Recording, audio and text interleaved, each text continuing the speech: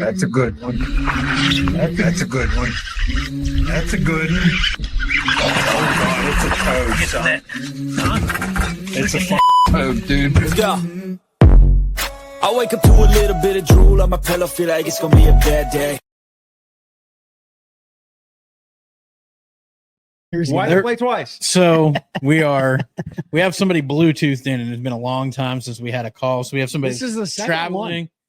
It isn't. It was Casey Reed was the first one because he had technical difficulties. Yeah. Destin called in one time. Yeah. Did Ike and Ellie, did he call? No, he was driving, but he was on driving. his phone because it was him and his son. His son was on the phone. Yeah, Ike was driving. Yeah, maybe. I don't know. I've ridden in a boat with him. It's possible he was driving in, looking at not very well. Ejection. But yeah, so that's why you may have heard it twice. I don't know how that's going to edit out. If you did, cool. If you didn't, you did not. But we have a little bit different guest. I know y'all like when we talk about some different things. So we have JJ Elmer, who runs the Cashion Rods Tour up in the northern part of the country, New York. We're going to talk a little bit about his background, getting into fishing, and then being a tournament director, some of those tough decisions. But first, before we bring JJ on, obviously we have to talk about those that make this possible, starting with the original OneCast Fishing. Head over to OneCastFishing.com. Use the code TheOneCast to check out. Save yourself some coin on all of the product over there. From there, you need to go to CarolinaWatersNC.com. Use the code TheOneCast, all one word. Grab your UPF gear, hats, gloves, neck buffs. They got all the stuff you might need for sun protection and for casual wear. Actually, I think it's the first time in a long time we aren't rocking any of their stuff. We always got the sticker and the license plate up in the background. And then from there, Hobie Eyewear. Use the link for Hobie Eyewear because you're going to save more money. You're going to get a sweet pair of $100+ glasses for like $80, shipped to your door, lifetime warranty, hull float frames. We've talked about them, made with upcycled Hobie kayak plastic. So they're not producing as much waste, creating a great floating frame, lenses, glasses, awesome. Make sure you check them out. Who else do they need to check out, Trey? Well, I mean, I'm just looking at myself. I'm like, gosh, I got tan over the last few days. Jeez. That's because I've been fishing. And speaking of fishing, every time I go fishing, I go to my deep dive app. So if you have an Android, a Google, an iPhone, go to your app store, download the deep dive app. It's going to get you set up so that you can understand the body of water you're going fishing on. They got tons of great features. And the list goes on and on. Bait tools, best areas to start fishing, wind blown points, water inflows. They got the lake level on there. They got different weather patterns, all sorts of stuff. And Deep Dive does a great job at making sure that they give you the best information possible so that you're either going to catch fish on a body of water that you've fished numerous times, like I did today on Jordan Lake, and it was absolutely on point. The middle part of the lake is where I caught 15 pounds at, almost 15 pounds, 14.8 to be exact. Close enough. We got to round up, right? Or if you're going to a new lake, and we love to do that. We love to explore new lakes, and it's going to help you do that, right? So, and if you can't find the lake on there, you can go onto the map feature in Deep Dive, and then it's going to come up with crosshairs on the screen, and you can lock into that lake. And it's going to have, if it's not a known lake, it's going to have a little bit of information on that lake, right? So our friends, the Fuchs, were up in Maine. They were fishing on a lake called Long Lake, and I walked them through the process on how to find Long Lake on Deep Dive, right? So like Gaston and Gunnersville and Lake Fork, they're all on there. But anyways, pay the $80, I think, annual subscription. It's going to help you guys catch more fish. Ben, you got anything on Deep Dive before we move on? No, but I do have, I don't know if we want to. Before that, last but not least, move to Central North Carolina. Just don't fish any of the lakes we fish because there's enough pressure on them. We'll send you to some smaller bodies of water. I'm just kidding. You're more than welcome to fish on our lakes. Come on with it. Just don't drink and boat. Make sure if you are thinking about moving to Central North Carolina, buying property, whatever it might be, you reach out to Uncle Terry, Terry Carpenter, licensed NC realtor with Howard Perry and Walston, Caldwell banker. First time I've done that without having to read it. Suckers.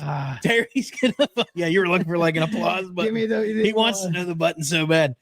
So make sure you hit up Terry.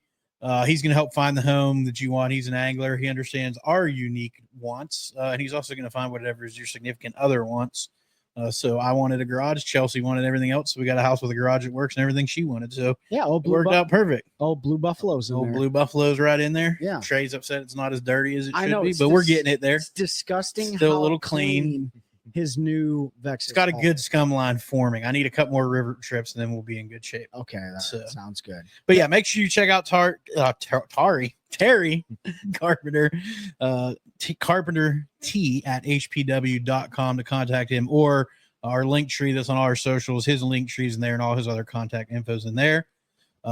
Ben's going to talk about an upcoming tournament that's local, and then we're going to cover one more, and then we're going to roll. So go ahead. Yeah, so if you're in the Piedmont region, or if you want to make a trip down North Carolina, you want a little tournament to fish out on Sharon Harris on September 7th.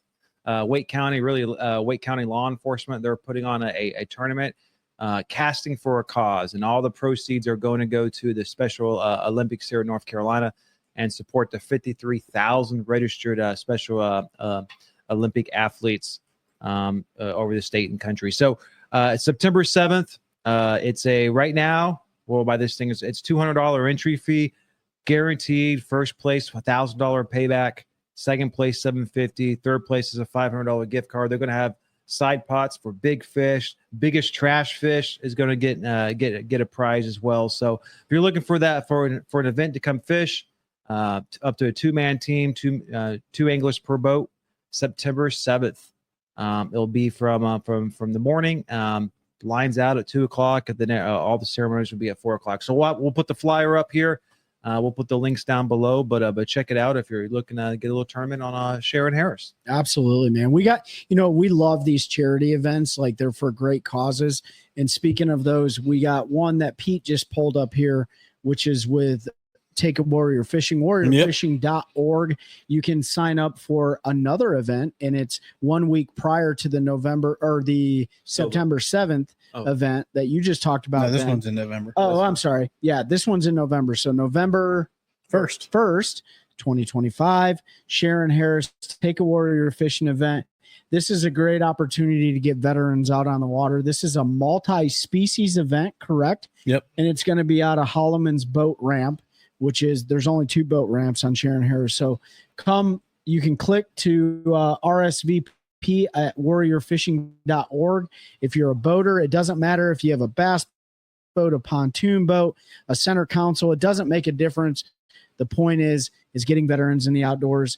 And there's tons of awards and prizes and stuff. Southern Harvest Catering is feeding us again. They did it last year. If you were there, we had a great meal. And shout out to GFL Environmental, who stepped up as a title sponsor for this event. So they believe in our mission and have provided some funding. We've got Go Prime Mortgage, Vector supplied a bunch of stuff again. If you're at our spring event, they provided a bunch of prizes there. And then what Trey was saying is 1 week after that. That's right. November the following 7th. Friday, November 7th, Lake Norman, Queens Landing. It's the 6th annual Master Sergeant Mark McCowan Bass Fishing Tournament this year in honor of CPO Shannon Kent. So Shannon, as you all may be aware or may not, was lost her life serving our country. And so each year SOBA selects a special operator, special operations veteran. Usually it is a Gold Star family, and all the proceeds go to that family to help them with whatever they may need help with. So Shannon Kent was selected this year. So that is on Friday, November 7th on Lake Norman out of Queens Landing. Safe light to 3 p.m. It's $100 to buy in. I think they have the coolest trophy. The coolest trophy of any tournament I've ever fished. And I booted my dad out of Trey's boat. Him and I are fishing together because I really want to win the trophy because it's super cool. But that'll be a really fun one. It goes to a great cause. Lots of awesome prizes. Lots of really good anglers fish that. It's not an easy tournament to win by any means, but it'll be a ton of fun. It always is on Norman that time of year. So you can go to teamsoba.org. That's teamsoba.org, and you can pre-register there, or you can sign up day of. But boat numbers are in order of registration, so sign up early. You get a better boat number. And there's going to be some cool people there. Not only is the OneCast going to be there, but Tater Hog himself, Matt McBee, who fishes the MPFL, and who's getting ready to come on the show. So that's a little teaser for you guys. He's going to fish it. I think Seth Ellis is going to fish it. You're going to have a bunch of NPFL MLF. I don't know if any Elite Series guys are going to fish it. Maybe Shaw Grigsby will come up and fish it this year. He usually does, yeah, if he's good from his surgery. Since he's retired now. So it's a great event. And hey, man, I'm going to give $100 away. I don't care. Yeah. It doesn't matter to me. Yeah, Trey's paying this year, so I don't have to worry about that. Just kidding. But yeah, come fish some of these events with us. Probably Trey and I will end up fishing that Sunday, September Sharon Harris tournament. Be a fun one anyway. It's right in our backyard. So yeah. Anything else? No. We ready? I mean, Let's do it. speaking of tournaments, hopefully everyone's still with us here. But speaking of tournaments, looking forward to have JJ on. People bring him on in a second. But I just want to say for all the anglers out there, listen to the tournament director side, because we know how anglers are. There's always drama and complaining about tournaments and how things are run. I mean, we've all seen it. We've all heard it. Opportunity. I probably said it a time or two. I mean, yeah, exactly. I think you have said it like 67 times. It's an opportunity to see behind the scenes. Yeah, absolutely. I'm excited for this one. Yeah, this is going to be a good one. So without further ado, let's unmute JJ Elmer. JJ, you still with us? I am, guys. How are you tonight? We're great. Sorry, we got a little long-winded there. We try to keep that short, but then we start talking about veterans charities. Yeah, can you not hear us? Hello. Oh, snap. I can hear you. Oh. We can hear you. You can hear us? I can hear you. Okay. We're good then. Now, guys, hold on. You got to remember, I'm a tournament director, but I'm also a tournament angler. So Okay. there's two sides of that coin. I have to weigh them both. So yeah, I'm looking forward to this conversation. And I'm going to start this one out right, because I got a lot of friends down in North Carolina, and all these lakes you're talking about fishing, the Sharon Harris, the Jordans. I've heard all about them. I got buddies that talk about throwing frogs on them in the spring for the spawn. I'm a little disappointed in the 15 pounds that you weighed in today. Well, first and foremost, it was just a leisure trip, no forward-facing sonar, just put the trolling motor in the dirt and go. Well, and this is how much it was. I asked him what the water temp was. I don't know. He didn't know. He didn't even look at it. I didn't even care. Look at the water. I kept my eyes closed and threw a pop-R all day long on horizontal laydowns, and it was an absolute blast. And yeah, you're right, JJ. Jordan Lake is known for those 25 plus pound bags, but you don't get those all the time, right? And so right now the lake level, normal pool is 216. The lake level is at normal pool. So I could have turned forward facing sonar on and went offshore and scoped brush piles, but you know what? I'm getting really tired of staring at that screen. Oh, I'm with you. So JJ's disappointed in me. I was a little not disappointed. I mean, I'm going to throw it out to you. We had a tournament this weekend on Cayuga Lake. Best 5, 29.91. Yeah. And they were all smallmouth. Did you check those fish for lead? Now, they were 1 smallmouth and 4 largemouth. Oh, wow. And, there was 11 6-pound smallmouth weight or largemouth weight in, and 1 7.5, I believe, was lunker largemouth weight in. That's a giant.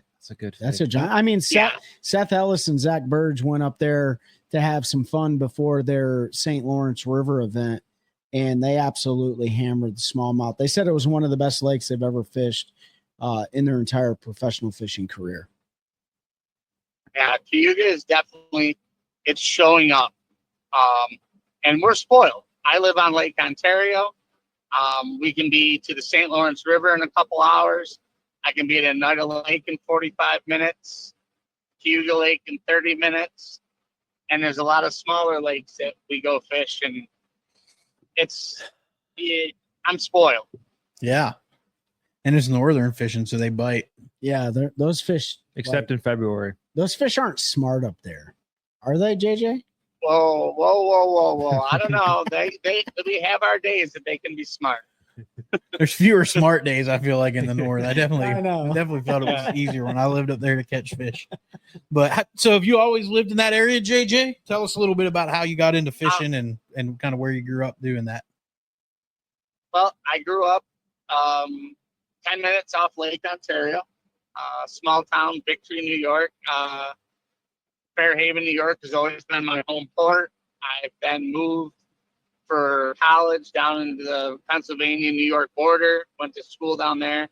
In the meantime, that's when I started tournament fishing, was actually, with my friends, and we grew up as teenagers on the water with our rowboats with platforms in them.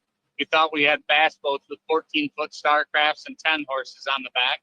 But we were, pretty good with a piece of plywood and a jigsaw. And, you bought a $100 Minn Kota Chola motor. You took the screw out, switched the head around so it now was a bow mount instead of a transom mount. And just grew up on small bays when your parents would let you go out on those. We weren't allowed on the big lake, with those rowboats, but we might have snuck out a few times. when the weather a lot of was smallmouth to be caught. A lot of smallmouth. Yeah, especially being right there, on Ontario and St. Lawrence being a little bit of even those small lakes up there, those smallmouth tend to get in even some of those smaller bodies of water, and they're just so much fun to catch. I'm just thinking about it and missing it. Yeah, I cut my teeth smallmouth fishing with my dad, dragging, Mr. Twisters and stuff like that, soft shell crabs. And then as I got older, started fishing tube fishing, the original gets it. Oh, yeah. Then learned about drop shot fishing, that wasn't popular when I was growing up. Then got into that. And, then I discovered my true love, the A-rig, but we can go into that. But and then all my friends were largemouth fishing. So, started with a pack of Tequila Sunrise man manipulator worms, and you went in there and caught a bunch of 3-4 pound largemouth. Back in the day, those were big fish. You caught a 5-pounder, you had a giant. Now you're churning out 6s. That's just crazy. Like, when you think of big largemouth, you don't tend to think of New York, No. Pennsylvania, not even Michigan. You think of Florida, South Carolina, North Carolina, Texas, California. So to hear that those fisheries are growing them like that, that's probably a testament to some of the conservation efforts of everybody. And maybe the ice. Maybe they just over the last 3 years, we've just set both the largemouth and the smallmouth state record. The smallmouth record's been set twice. Yep. In 3 years, and 9 pounds. And before that, Cayuga Lake had both records for a while. And now a young gentleman that I know, Dante, just set the New York State smallmouth record last year during a New York State Federation tournament. Yep. With a 9-pound smallmouth. Oh my God. Yep, I remember seeing I that. think my biggest smallmouth is like 4 pounds. 6. Yeah, probably 4.5, 5 for me. Yeah. So you grew up. So were you like the typical northern angler when you were growing up? Like everything you caught, you knocked the sides off and you ate? My dad fished for meat. So yes, there was a lot of that. And as I started tournament fishing, my dad was still alive then, we'd go fishing, and it would break his heart to let a 5-pound smallmouth go. But I'd be like, those are my money fish, Dad. I mean, I've got many a memory of that, like the lost puppy look on his face as he's watching that fish swim away. Yeah, he just seen a big old fish sandwich take off back down into the depths. That's what he was thinking. I can coat that bad boy up and fry it and throw it on a hoagie roll and a little tartar sauce. That's We're right. eating good. That's right. So you grew up fishing. Yeah. You grew up fishing with your dad. When was your first? Like what hooked you into tournaments? Like when was your first tournament? First tournament, summertime. I wasn't old enough to drive. I had the 14-foot 1969 Starcraft rowboat in the back of the truck. Didn't have a trailer. They had the Wayne County Derby.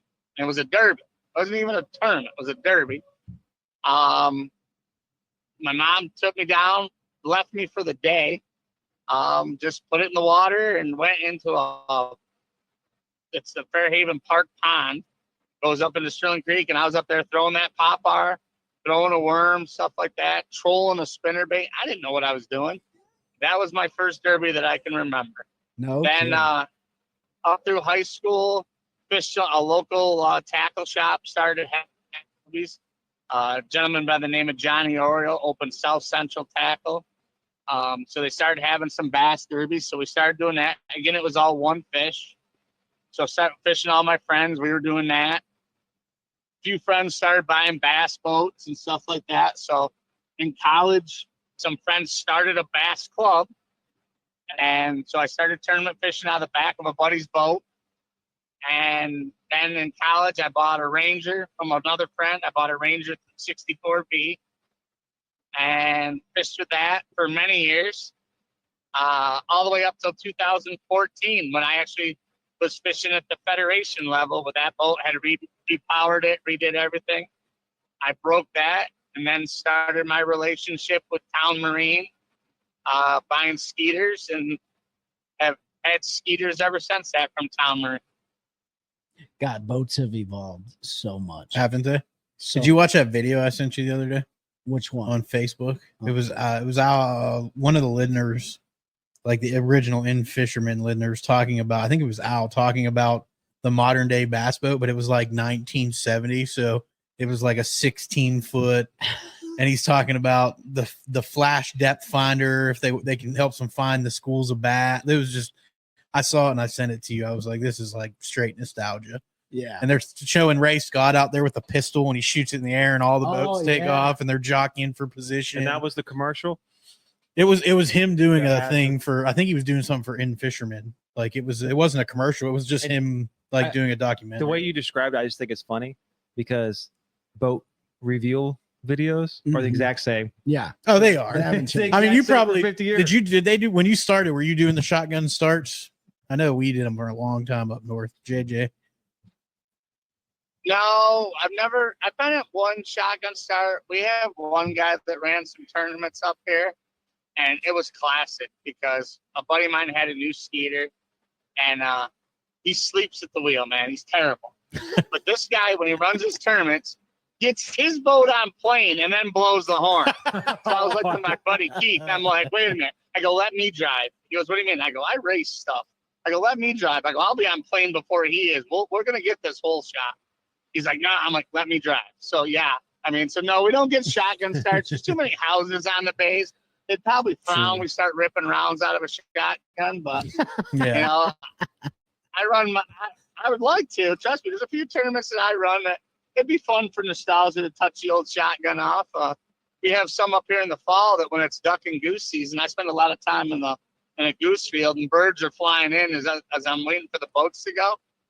We could start a whole different way when there's birds hitting the water. Yeah, you could. That would be might put some urgency to some of those folks getting out of there. So you fished kind of high school, college, club stuff. Started your relationship. How did you transition from tournament angler, which obviously still fish some, to running a pretty large tournament trail up there in New York with the Cashion Rods Tour? Well, same buddies that started the club bought one of them, the buddy Joe, bought a Cashion rod. And they had him at Bass Pro up here in New York. And he bought one. He's like, man, you got to try this thing. So I tried it. I'm like, wow, I always used Daiwa light and tough rods. That was my rod of choice. And I had a few bionic blades and a few other things, but the light and pros are what I like, the old Daiwa LTs. So I was fishing those. I tried this rod, and then, technology is technology. We all embrace it. So I went and bought a couple of them and was good friends with the manager at Bass Pro. And I'm like, hey, a bunch of my friends are all into this flipping beaver stuff. I don't know much about it, but they're all flipping beavers. I need a rod that's heavier for flipping a beaver. Now, this is how naive I was. I ordered a 6'9" heavy. Oh, yeah, dude. I'm naive. Now, I'm not buying a 7'6". Combat sport when you were flipping. You must be 4 foot. I know. I mean, what am I thinking? No, I'm 6 foot tall. I didn't know. Yeah. So I ordered the rod. Well, the original Cashion Rod Tour was started by Matt, Tim Holly, and a gentleman up here, Jim Root. And they had a tournament on a night of lake. So that was the original Cashion Rod Tour. Is the guys would come up and they would have one tournament a year. on another lake. So I'm talking to Mark, the manager of the fishing department and all that at Bass Pro. And I was like, hey, I need this rod. He goes, well, we don't carry that SKU, but Matt, the owner of the company, is coming up. Let me see if I can get him to bring it with him. So he brings it up. They're having a pre-tournament meeting at Bass Pro. That's where they used to have their pre-tournament sign-ups on Friday. So he goes, why don't you come meet Matt? I'll introduce you, and you can pick up the rod. So I go there, and now at this time, I'm out of college. I'm fishing a small bass club, a federation club, but still a small club. And I go to pick up this rod, and I meet Matt and Tim. Now, Matt's got a nitro that he's got out on display in front of Bass Pro, and Tim Holly's standing out there with his cowboy boots on and looking all southern. Mm-hmm. And now, mind you, he's from Utica, New York. He's got the part look. He's fishing a few opens, and Tim's a good friend, so he'll hear this and he'll call me up and be like, are you kidding me? But, he's looking southern. He's got his boots on, his jeans. His favorite song was God Bless Texas. It's June, so it's starting to get hot in New York, but he's got jeans on and all that, which is probably good knowing him because you don't want to see his legs in shorts. But so I go inside, I meet Matt. Now, I can talk to anybody. So I'm like, well, do you ever do anything, not even knowing what I'm talking about, do you ever do anything for a smaller club angler? A discount, anything, I'm new to the game, in this level. He's like, well, I am looking for somebody in New York to help do things at like Bass Pro and stuff. Give me a call. And he gives me a card, and I'd actually talked to him. I was having a center pin rod built for steelhead fishing in the wintertime, and I liked the carbon fiber grips. So I wanted this custom steelhead rod built. So he's like, give me a call. We can talk about getting the grips, and we'll talk other stuff. So, not being bashful, I call him back in a week. I didn't even fish his tournament. I call him back in a week. Like, hey, I don't know if you remember me. I'm JJ. We talked at Bass Pro about the grips and stuff like that. So we started talking some more, and I probably called him way too much and bothered him too much because, I probably called him every day for a while. Like, hey, what's going on? What are you up to? And we got to be friends a little bit. And long story short, he gave me a little bit of a deal on some rods. I could buy rods at a discount, and he worked with the Bass Pro, and I did, like the Fishing Classic in the spring, did all that stuff, and went to some shows. And in conversation, the next year we fished the Cashion Tour, and he's like, I'd really like to make this a tour. He told me that over the phone, and a couple hours later, I called him back, and we had 3 more stops planned. And ever since then, it's been mine. And now we're 2 fundraisers in the spring, 5 regular stops, and a championship. What year did all this start? We were joking about this the other day. We think we've been doing it, with me doing it for 15 years, but we don't really know. I would say We found an old picture. We found an old picture of a trophy that the trophies were at a lake that I go, I think that's when we started, but we're probably about 15, 16 years now, which is, I can't believe it because that's how fast time flies. That's like 2009, 10. Yeah, because he started Cashion kind of unofficially in 2008. 2010 was when he really kind of took it to Mainstream. Made it larger than that. So it would have probably been right around there. Yeah. That's crazy. Yeah. I don't know. And isn't that kind of sad that I don't know how long I've been doing it, but one of the anglers that won one of the tournaments sent me a picture of the trophy, and I'd have to look back at this. I might have it on my phone. I want to look. I know we'll keep talking, but I want to look at what year the trophy was because we're just kind of laughing about it still. Yeah, you sort of accidentally became a tournament stumbled director. in and basically stumbled me into a job that I had to give up. That I had to give up a lot of tournament fishing because at one point, all right, the picture on the trophy is Lake Champlain, 2015. So that's 10 years ago. Yeah. So maybe like 11 or 12 years I've been doing it. Or That's maybe 10, at least 10. I mean, I know it might seem odd to not know, but at the same time, like if you enjoy it, it just keeps rolling, right? And I know, like for you, Jade, I know you like to talk, to folks and build relationships. And when you're not actively doing tournaments, you're trying to build those relationships and sponsors and all of that. So it's like for us with the podcast, we're coming up on 3 years, and it still seems like yesterday we started, but it's sort of the same thing when you're talking about and doing stuff that you love and interacting with like-minded people. The time isn't as important. You don't think about it like you do. Like I can tell exactly how long I've been at my job, Yeah. right? But like this is completely different. Right. And then it sounds like, JJ, like this thing just kind of grew organically out of it. So it's like no one went in with a real plan. Like, okay, it doesn't sound like we're going to start the Cashion Tour in New York on this date this year. Like it just kind of grew out of it, kind of a grassroots thing, which probably is why there's so much love for it. Mm-hmm. And yeah, I mean, you get Matt and Jim and Tim did an amazing job. They had over 100 boats at Oneida. And, this is stories I've been told. I wasn't there. I mean, there was groups of the Cashion guys would show up and we all got to hang out.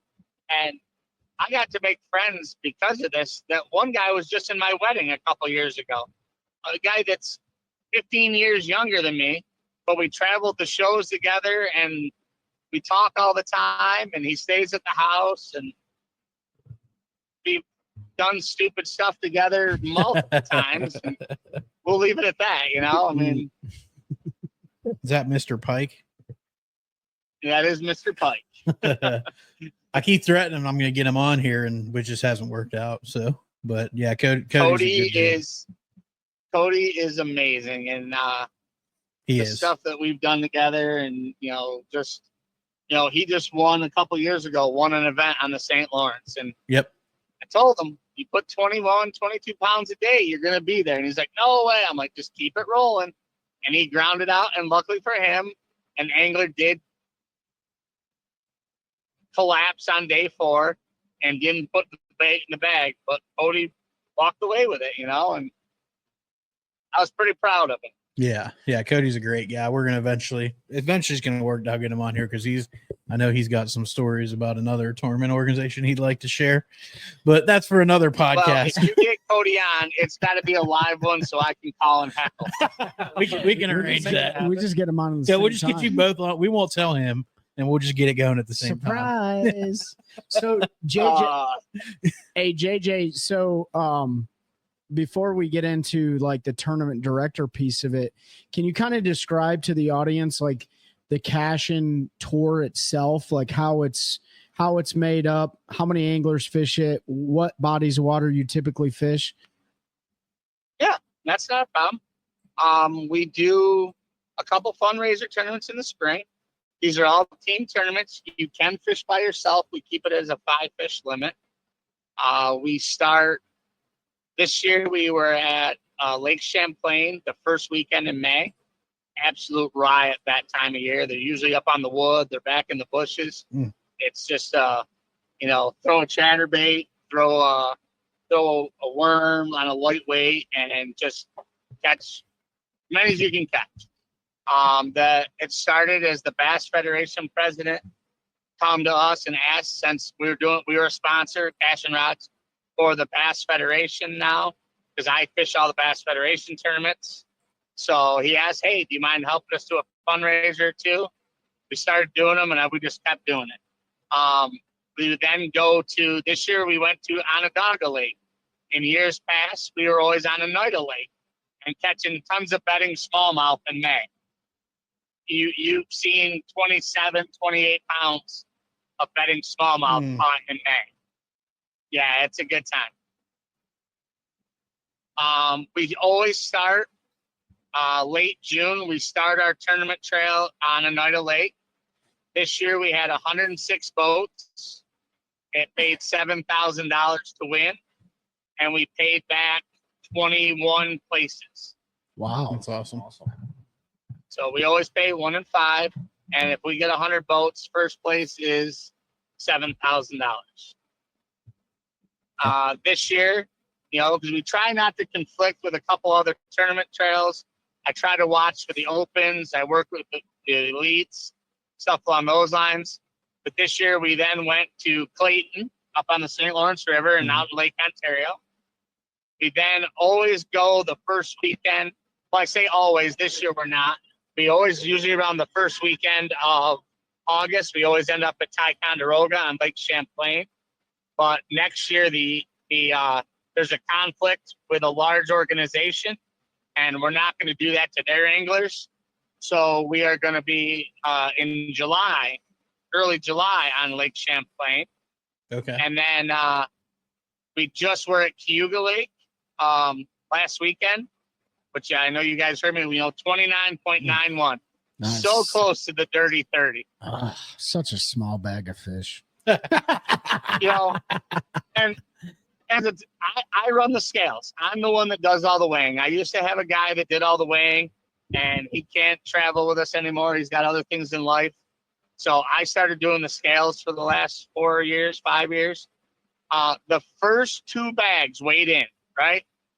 You're expecting, or I was expecting 19 pounds or so. Bag 1, 25 and a half. Bag 2, 25 3/4. Oh, wow. I looked at the girl that runs the computer. I'm like, it's showing up today.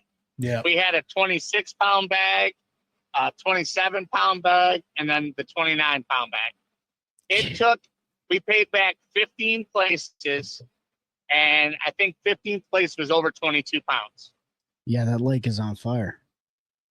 Imagine fishing Yeah, it just, a lake in New York, Yeah. right? Not the St. Lawrence River, catching 26 pounds of largemouth and then getting beaten. Yeah. I'd be like, what just happened? This isn't even right. No, that's incredible. And then you wrap up with St. Lawrence again. yep, we're on Messina. And then this year, we were going to be on Lake Champlain for the championship. And I had all my permits. Everything was being taken care of. And I got a phone call. We can't let you go on Lake Champlain. I'm like, why? Got everything here. What's going on? Youth waterfowl season. Now I waterfowl hunt. So I'm like, all right. I go, well, what if we go like at 8 o'clock? Plus you're duck hunting. You're done shooting by 7:30. Nope, we got to keep all the boat ramps. So he asked us, and I have a great relationship. You talk about relationship with the DEC office there that gives tournament permits. And he's like, would you go to Lake George? Now, I could have been like, you know what? I'll just go to a private boat launch, and I can still be on Lake Champlain. But I'm like, you don't burn those bridges. Yeah, Sure. Because they make my life easy. I want to make their life easy. And that's the give and take. So we're trying a new lake that we've never been on before. Our championship this year is on Lake George, which there's some giant fish in there. I've had friends that fish it. And there's people that fished our tour this year for the first time just because the championship was on Lake George. Okay. Interesting. So, hey, we're going to give it a whirl. I'll text back to Pete, and I'll let him know the results. Yeah. Not to be mistaken with Lake George down in Florida, right on the St. Johns River. Yeah, it'd be a long way. A long way for Be a you. long No. trek. No, because a week after that tournament, I'm leaving for Saskatchewan to go duck and goose hunt. So Well, I there am you not go. driving to Florida, then driving to Saskatchewan. Man. Yeah, I don't blame you. So we have you guys got an amazing tour. Some of the rules involved with the Cashion Tour. Do you guys have no information rules? And I'm sure all of it's captured in the website and stuff like that. But just for the audience, if they're in that neck of the woods and they're thinking about joining, maybe what are some of the top things that you recommend they do before joining? No, we allow information. We actually do have anglers that come up from North Carolina to fish our tournaments. Okay. I have a gentleman that comes up to at least 1 or 2 tournaments a year. His name's Johnny Woods. Love the guy to death. Yep. I've seen him sleep in his truck. I've seen him sleep in a tent just to fish Lake Champlain. And then he came up to Oneida this year. And great guy. Don't mean to name drop him, but you remember people like that make Sure. the effort and come up, But no, it's a simple team format, 5 fish. It's pretty straightforward. We allow forward facing. We're a technology company. We've had discussions about, do we allow forward facing, do we not? And how can you be a cutting edge rod company with a technology that carbon fiber and then say, oh, we're gonna dismiss forward facing on the boats? You can't. Sure. Yeah, that would be tough. And we try not to talk about it a whole lot. Yeah, we'll let that topic go. I mean, no, but I think it's a good point and, to talk just briefly, like, because that's a real, there may be we have friends that have little tournament trails and stuff, and it's a real conversation you have to have. And, I think it's important that to talk, like, even though you are, associated with Cashion, it's the Cashion Tour, cutting edge technology rod company, you still had to consider and have a conversation about it. And I think it's just important to kind of highlight that, because folks, obviously we hear about it with the elites and BPT and NPFL and all these big, like high profile tournament trails that are in your face. But it's trickling down to the grassroots tours too, where tournament directors and those folks have to think about it. So I appreciate you kind of, obviously we don't have to go into the thought process or anything, but I appreciate you bring that up. And so folks can kind of get a look that it's not just those high level tournament trails that are talking about it. It trickles all the way down to potentially your local club is going to have to have a discussion about it. So appreciate you sharing that.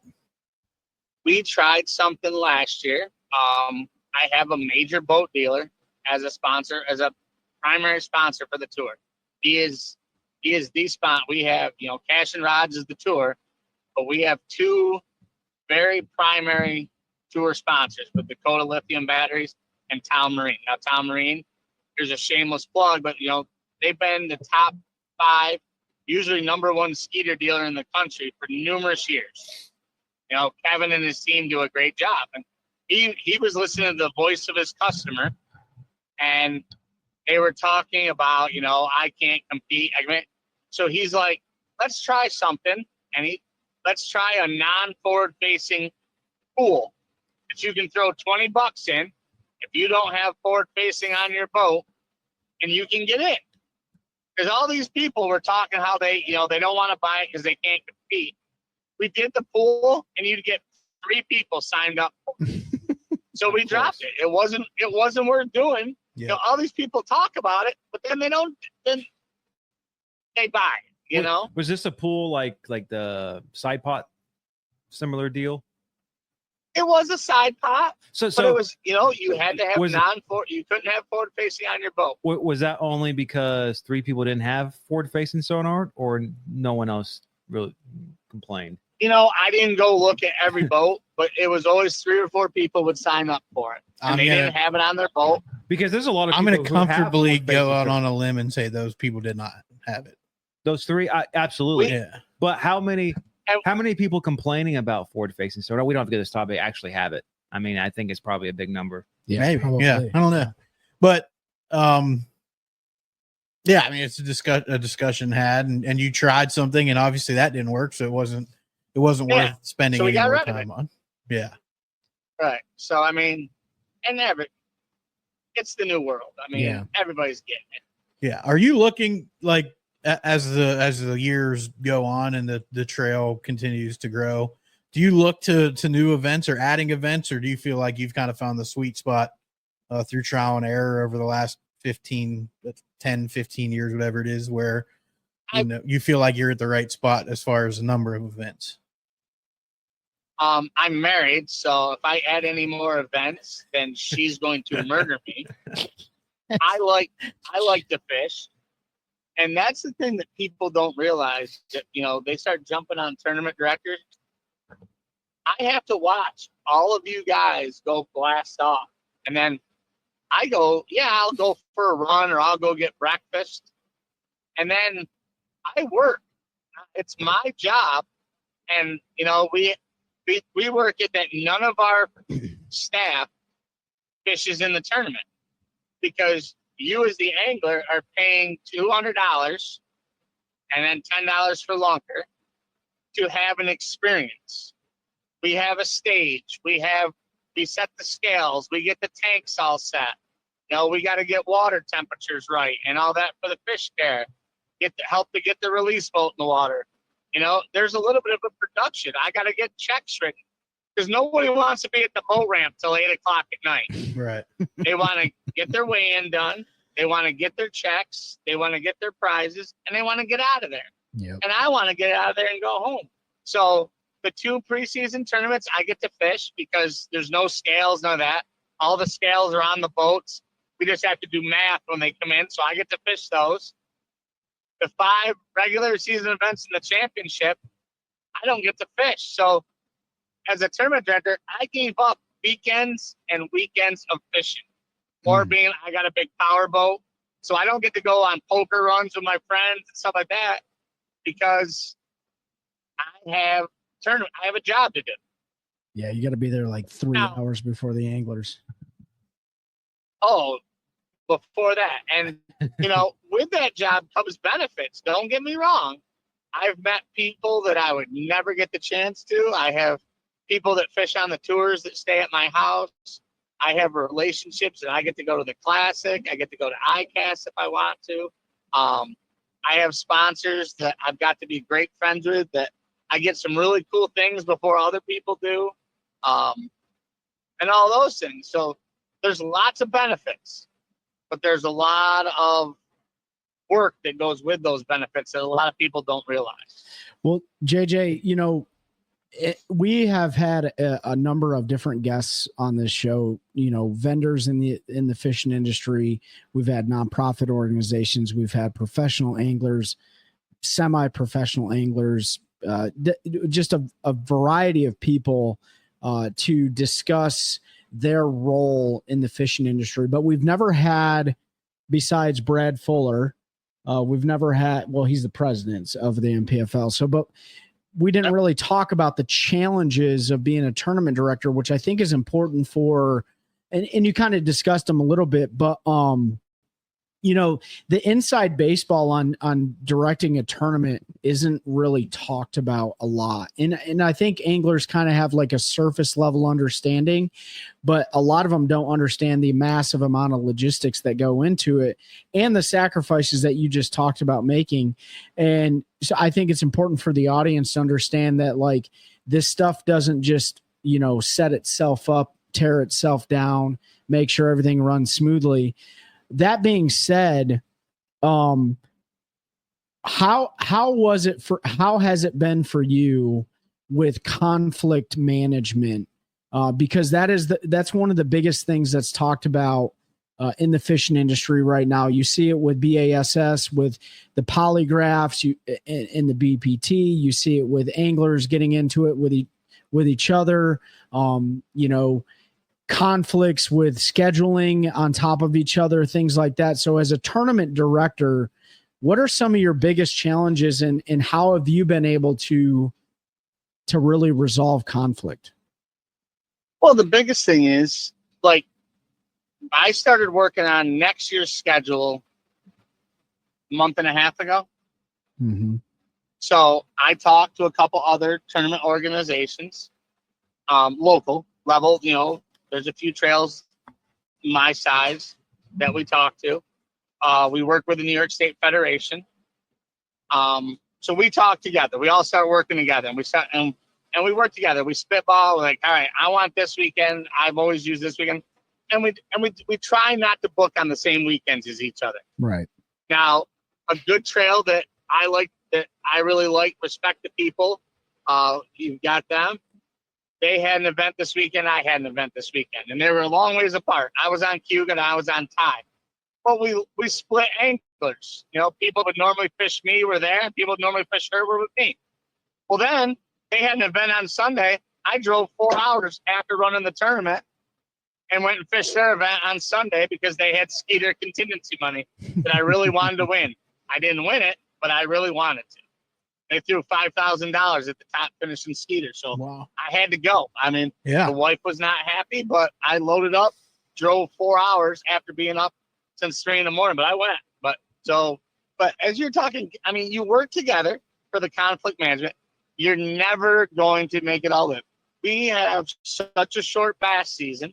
I mean, our bass season opens June 15th.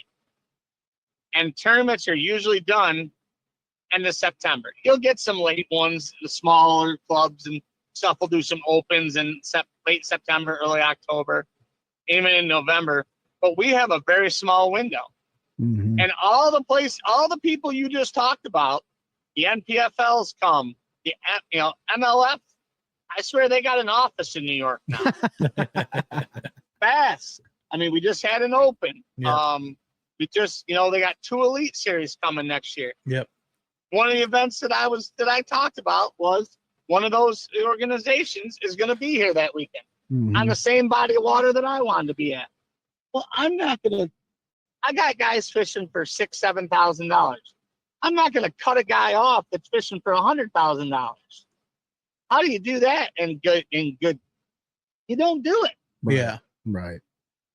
The unwritten, unspoken rules and unwritten etiquette and stuff like that, but getting a little bit more specific, one of the things I wanted to ask you, you see it with a lot of national level touring anglers, and this is getting into a little drama, but I want to know if you guys deal with this at your level, anglers fighting with other anglers via social media and TikTok, things like that, making reels about each other.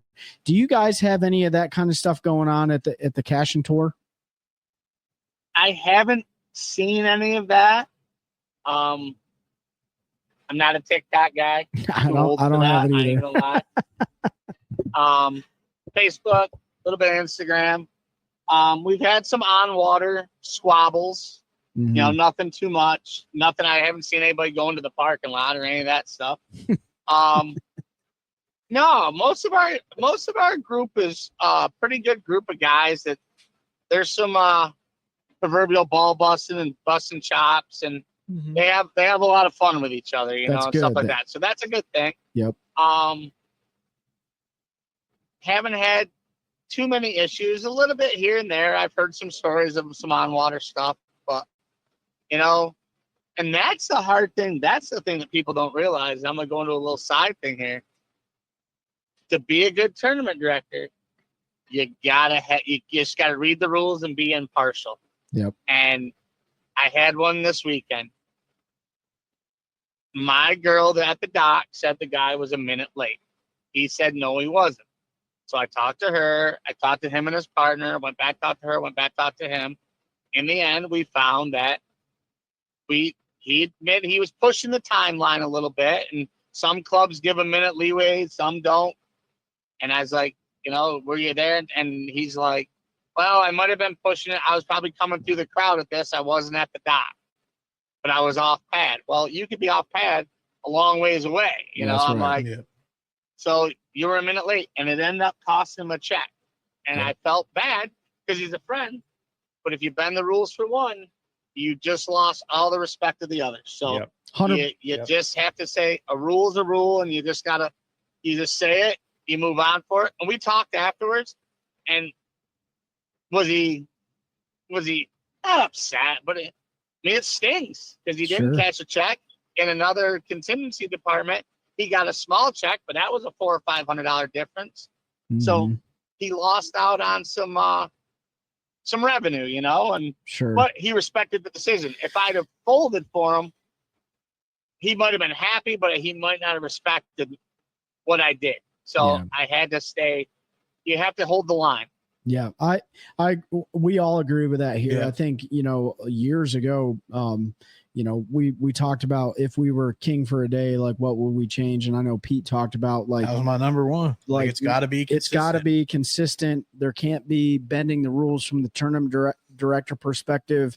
It needs to be as black and white as it can be. I understand that there's always a gray area to things, but you do your due diligence, but you never compromise the integrity of the program, right? And so I brought that up because I think the audience at large needs to understand that just because what they see at the national touring level, whether or not it's with any of those major 3 organizations we talked about, that it's not like that everywhere.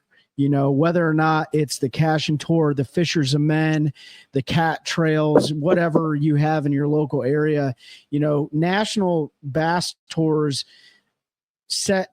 are supposed to set the standard for bass tournament anglers across the country. But at the end of the day, that's really not the case. And so there's a lot of negativity that is cast over bass fishing in general. And I'm glad that you said what you said, because it seems like you guys have a very solid tour. And of course, you know, you're never going to go making everybody happy, but as long as you're doing your due diligence, then you feel like you're doing the right thing. So for everybody out there listening to this, just because of what you see on social media from those 3 touring organizations we talked about, it's not the case everywhere. Don't be deterred from joining a local bass club or fishing the Fishers of Men or whatever, because bass fishing at large is an amazing community. And you talked about the doors that were open for you just becoming a tournament director.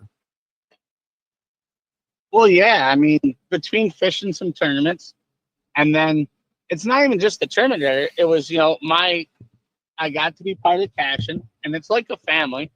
Well, then a couple people that fished at the tour level were with the Cashion group, and next thing you know, they're coming up, hey, you know, can we leave our boats at your house? Can we, you know, because right now, a prime example is the elites come up, then they're 2 weeks, and then they're back up here again. Guys they're not gonna drive home and then drive all the way back up. Basically, my lawn and my garage turned into a boat and truck parking lot, and I give them rides to the airport, and they all fly home, and then they come back, and we all grill out, and I have some amazing stories of some of the groups we've had on the back deck, and just having some grand old times with shotguns and beverages. I need to make my way up for one of them parties. You wouldn't want to specifically mention any of those stories, would you? He needs to get clearance. I mean, what happens at JJ's stays at JJ's.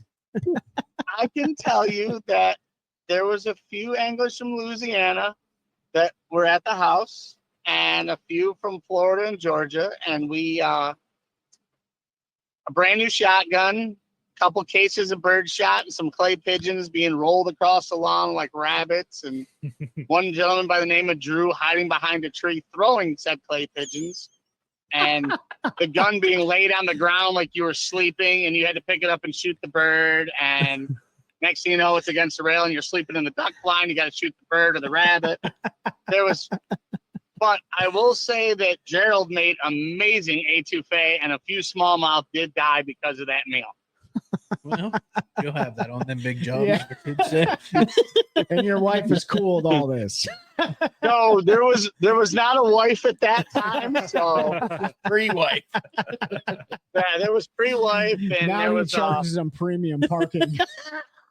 Yeah, there Mama's was a gotta lot of air mattresses and couches, and Animal House had nothing on us for a little while. We'll put it that.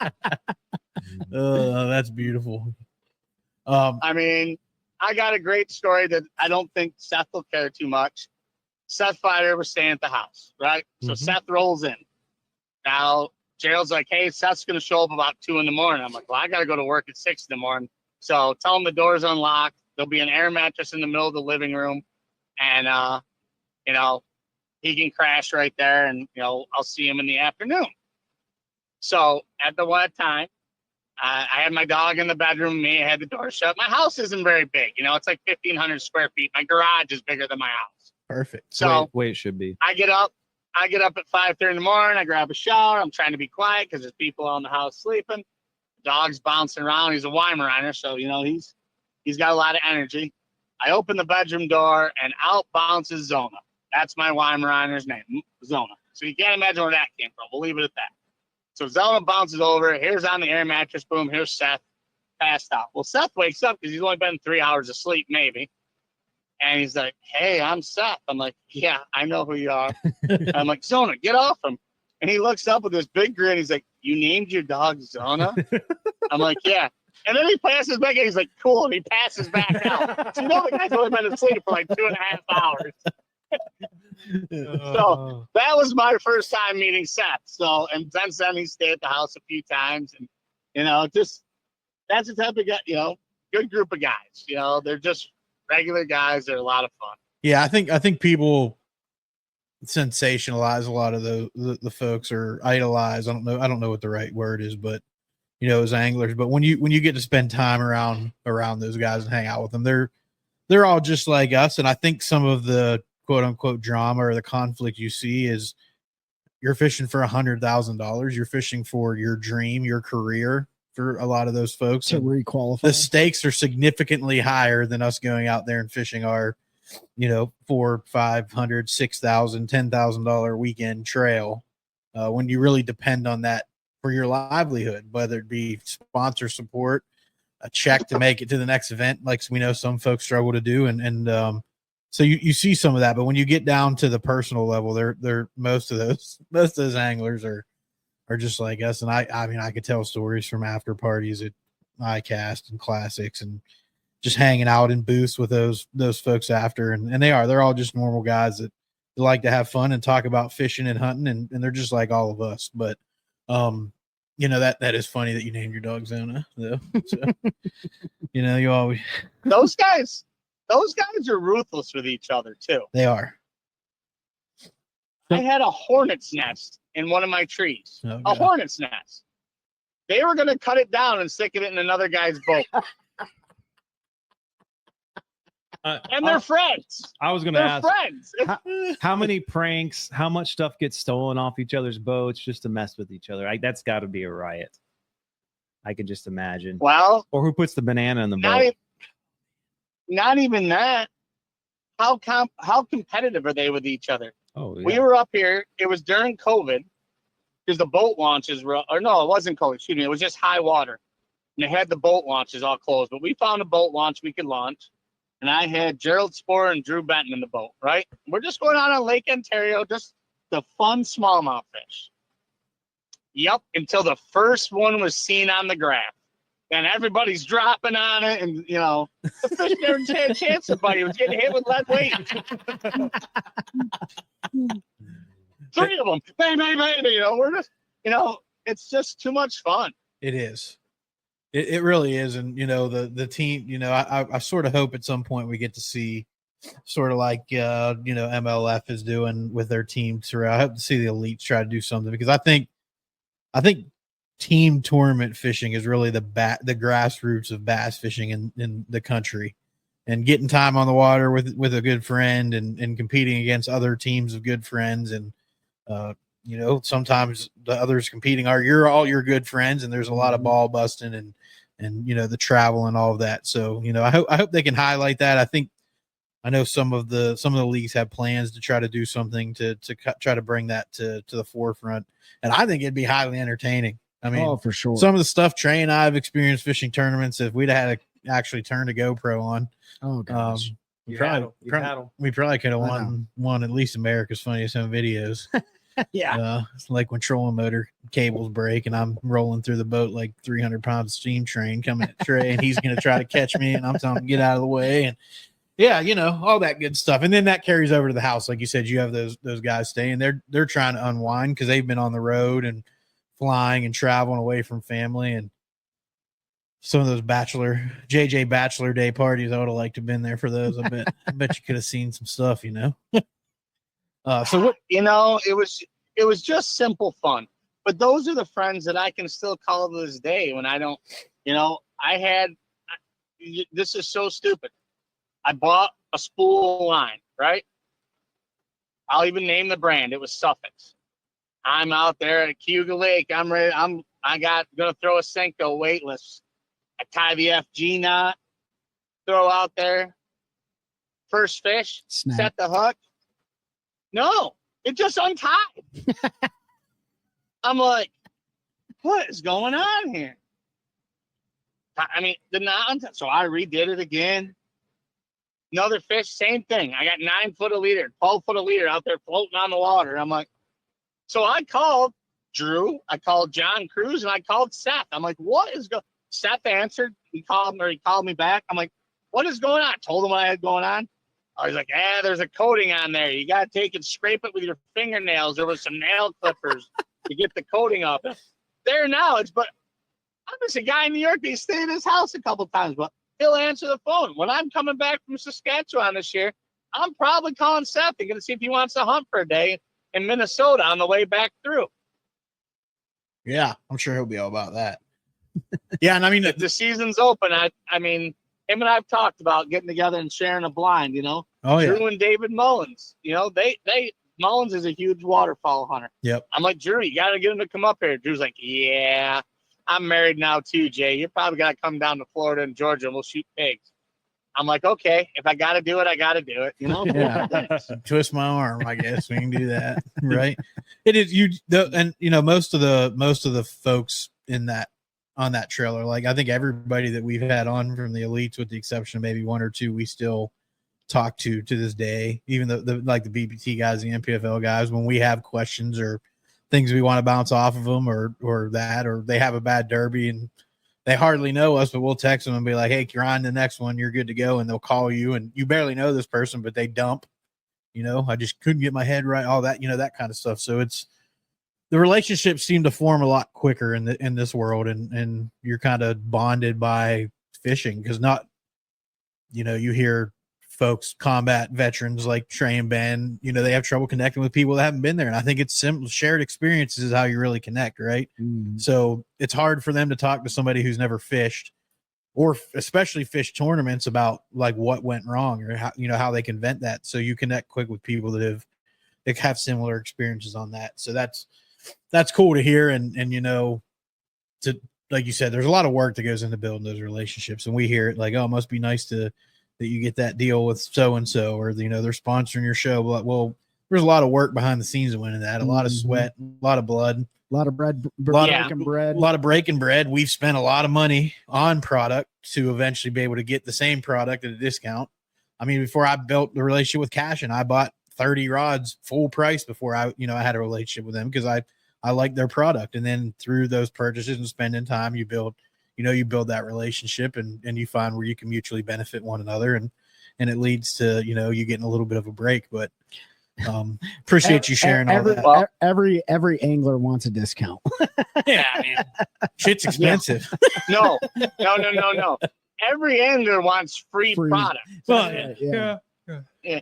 Every angler wants free, but they don't want to do anything that goes with it. Yeah. You know, and you know, I got buddies that, you know, one just a couple of weeks ago, I've known him since he was a little kid.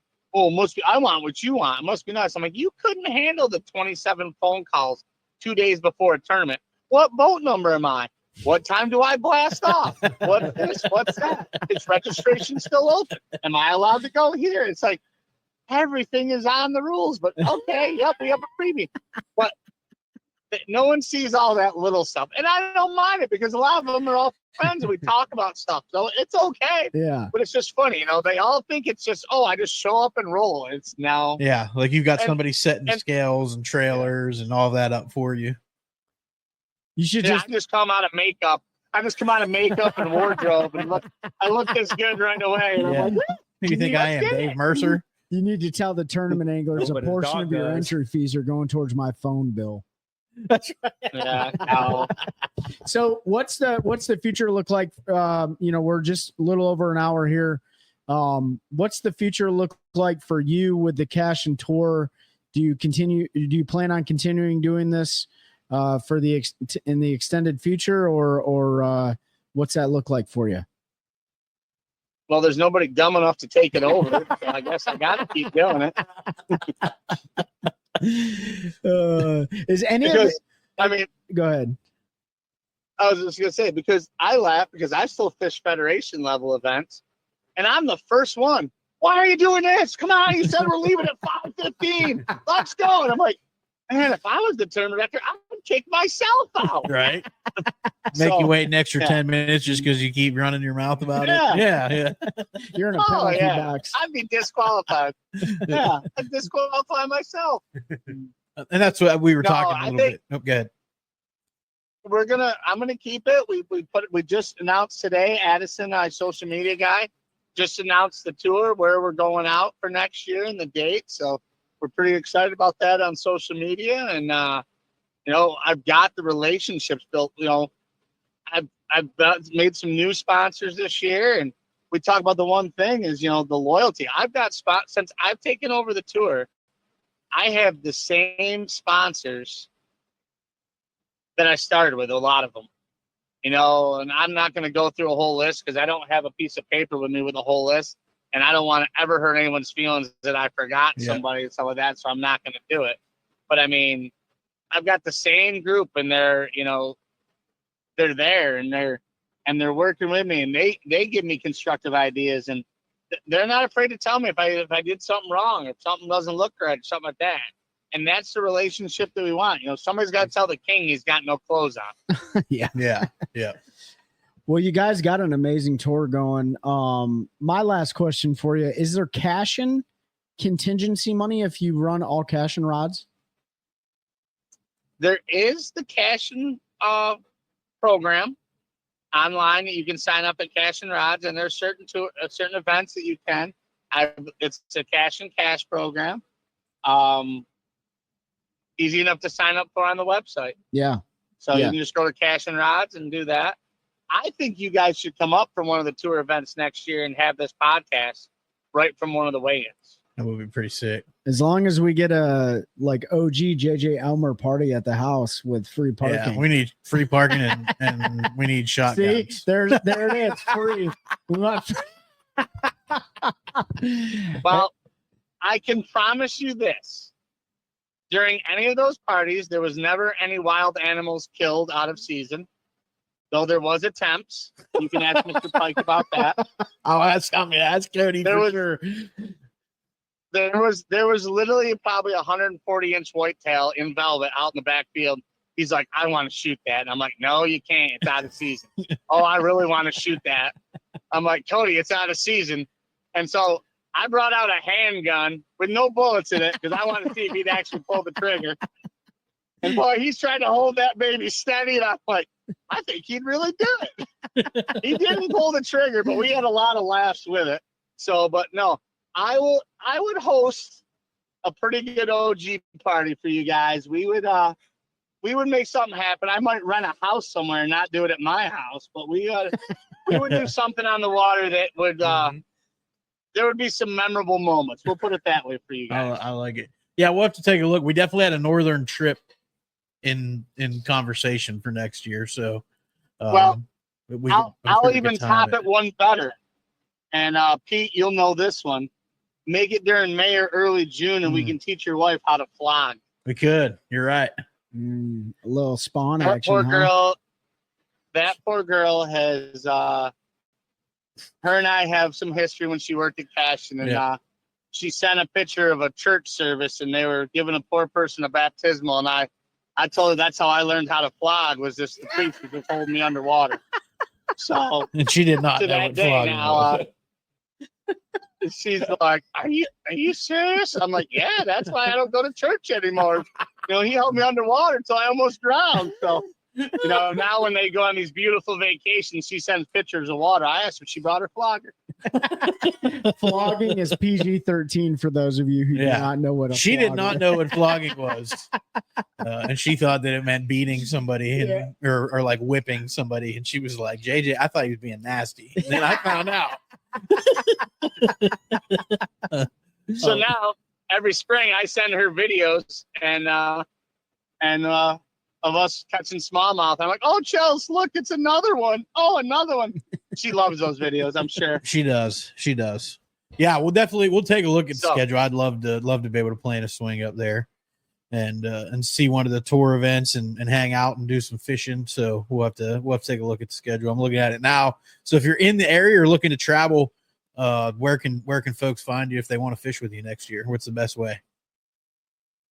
Best way, we have our Facebook, the Cashion Rods Tour. I got a social media guy that takes care of that with Facebook and Instagram. And we still have this year's schedule up on the actual Cashion Rods homepage.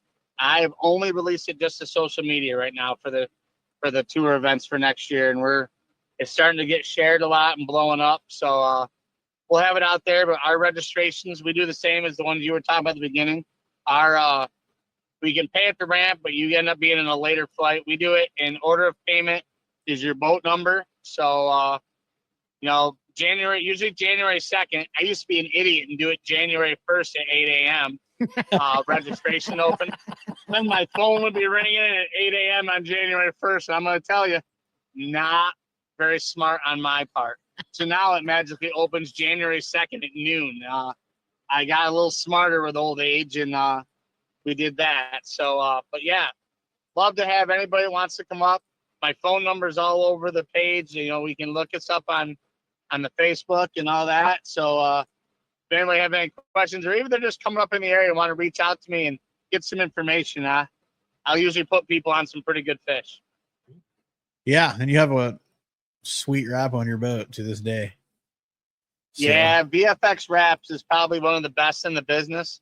And I made the mistake of going to the Classic when it was in South Carolina, and I saw Rigid had the carbon fiber wrap on the red boat. I drooled on it, and then next year I had a black carbon fiber wrap on my boat. And even the people like Mike Ancanelli have seen my boat and have talked about it because Mike wraps his stuff, and he's like, "Oh, you're the carbon fiber boat." And I'm like, "Yeah, don't do it. It's way too hard to keep clean." But it is when it is clean, it is the sickest wrap in the business. I mean, I Mike remember and Corinne poured their heart into it, and it's stupid. Yeah, when you got your new Skeeter, I think it was last year, you'd sent Chelsea a picture of the wrap, and I was like, he can send that down to North Carolina for the winter, and we'll take good care of it. That's for him. right. That's right. Run that all over the river. You guys do not understand how much Mike has gotten phone calls. Oh, I got a bubble in the wrap. Oh, I got a stuff in the wrap. And then we rewrap that part. So you don't want to borrow my boat. I'm not the right guy for that. That's good to know. I'll be back over. I'll be looking at it with a magnifying glass. Did you hit that with a jig? Yeah, I'm definitely not the guy you want to lend your boat to then. Especially running those river waters. And with that, last year I'm fishing Thai. I go to Walmart after done with the day. I had to pick something up. I come out. I'm like, some son of a bitch just put a big bubble in my wrap. It looked like a hypodermic needle stuck in the side of my wrap. What? I'm like, what the hell is that? It was the spine off a largemouth when I must have bellied it and brought it up. Oh, yeah. A spine broke up right down through the wrap and all that. Mike fixed it and, just took the top layer and redid it. But I'm like, some junkie just put a hypodermic needle in my boat. What is going on? I'm pulling it out with pliers. I'm like, what is that? Your Skeeter's all hopped up on heroin. Yeah. I'm like, they injected that shit up. Oh, that's too funny.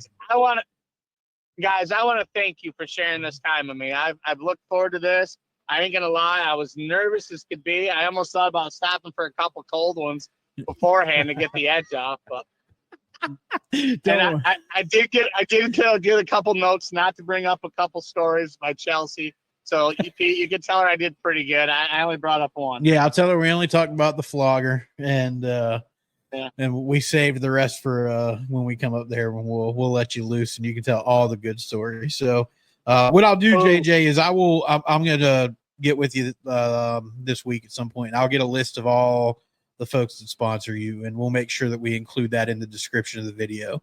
Because I know you don't want to leave anybody out, and I don't. That's uncomfortable. I have a list on my phone when I do my stuff, so we'll make sure we include all that in the description. Yeah, I'll send you. I'll text you everything. So yeah, and I really appreciate you guys, and I will even talk to the wife and get an OG party set if you give me more than a day's notice that you're rolling in. Yeah, we'll give you plenty of notice if it's going to go down. January 1st. Yeah, we'll call you at 8 a.m. January 1st before registration opens. We'll let you know when we plan to swing through. And no, I appreciate you sharing some time with us, JJ, and being honest about kind of everything that goes into tournament directing.